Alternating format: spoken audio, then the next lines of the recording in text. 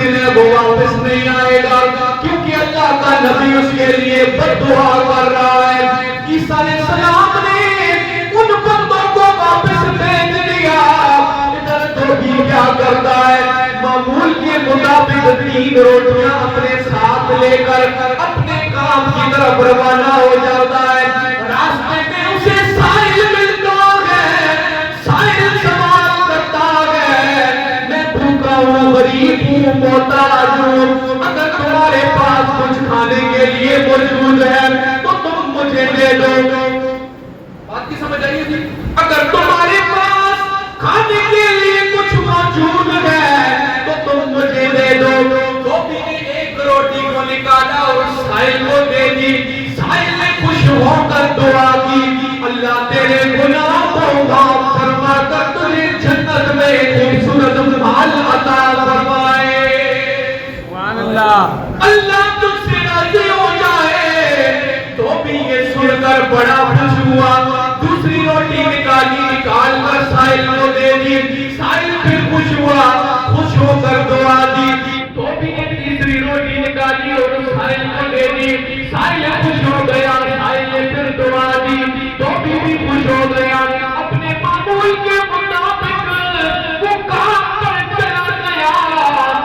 لوگ یہاں پر انتظار کر رہے ہیں کہ آج دھوبی کا آخری دن ہے، آج کا دن اس کا آخری دن ہے، اس کے بعد وہ کبھی دنیا میں سانس نہیں لے سکے گا۔ ادھر دھوبی جب شام کا وقت ہوتا ہے، صحیح و سالم اپنے گھر کی طرف آ رہا ہے۔ راستے میں لوگ انتظار کر رہے تھے، لوگوں نے دیکھا کہ عیسیٰ علیہ السلام نے تو کہا تھا کہ دھوبی کا آخری دن ہے، لیکن یہ تو صحیح و سالم واپس آ رہا ہے۔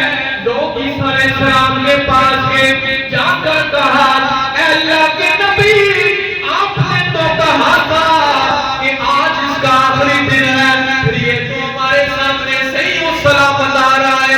اللہ کے نبی نے اس دھوبی کو بلوایا، بلوا کر کہا کہ آج تو نے کون سا نیک عمل کیا ہے، آج تو نے کون سا نیک عمل کیا ہے۔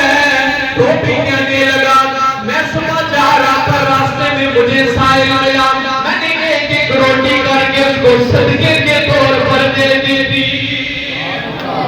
صدقہ و خیرات کیا ہے۔ اللہ کے نبی نے فرمایا، وہ دھوبی اپنی اس کپڑوں والی گٹھری کو تو کھولنا، یہ تو تیرے پاس کپڑوں کی گٹھری ہے، اس کو کھول کر ذرا میرے سامنے رکھنا۔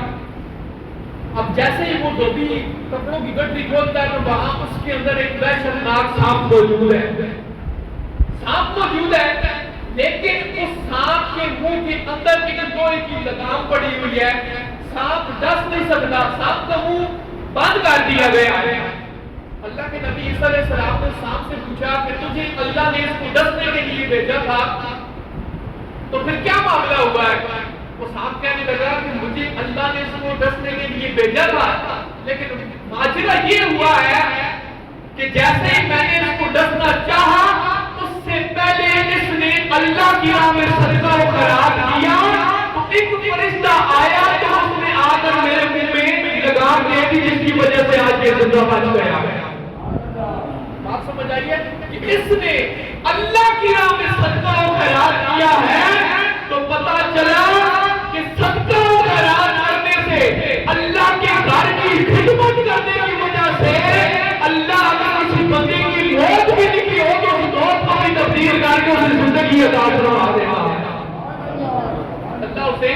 اور پھر عیسیٰ علیہ السلام نے کیا کہا اس بندے سے، اس دھوبی سے کہا، یا کسارو استان بالعمل، اے دھوبی اب تو دوبارہ اپنا کام شروع کر، تیرے صدقہ و خیرات کرنے کی وجہ سے اللہ نے تیرے گناہوں کو بھی معاف فرما دیا ہے، تیری بخشش بھی فرما دی ہے، تیری زندگی میں بھی اللہ نے برکت عطا فرما دی۔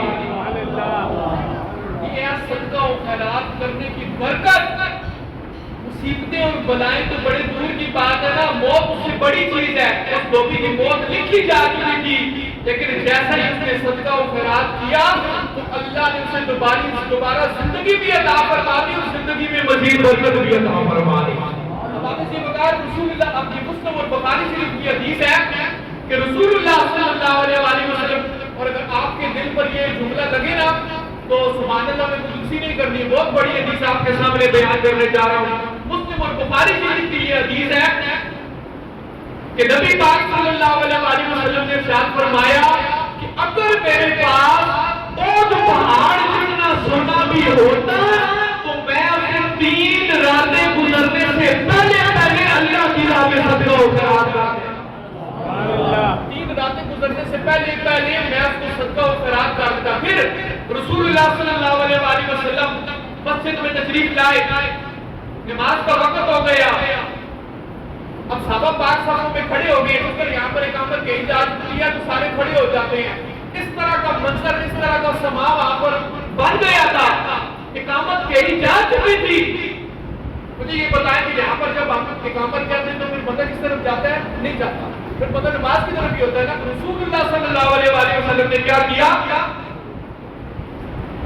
اقامت کی جا چکی تھی، رسول اللہ صلی اللہ علیہ وآلہ وسلم اس مصلی رسول سے نکلی نا تو یوں واپس اپنی گھر کی طرف چلے گئے۔ صحابہ پریشان ہو گئے کہ نماز کا وقت ہے، کبھی بھی رسول اللہ صلی اللہ علیہ وآلہ وسلم نے ایسا نہیں کیا، تو آج کیا ماجرا ہے؟ تو نبی پاک صلی اللہ علیہ وآلہ وسلم جب گھر سے واپس آئے، آ کر نماز ادا کی تو بعد میں صحابہ پاک نے عرض کی یا رسول اللہ صلی اللہ علیہ وآلہ وسلم اتنا بڑا کون سا اہم کام تھا کہ اقامت کہیں جا چکی تھی پھر بھی آپ گھر کی طرف گئے؟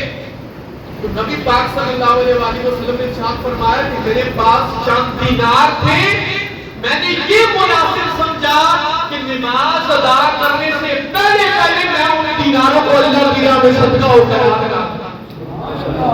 اللہ کی راہ میں نماز پڑھنے سے پہلے میں نے سوچا، میرے دل نے یہ خیال کیا، میرے دل نے یہ بہتر سمجھا کہ میں اس میں اللہ کی راہ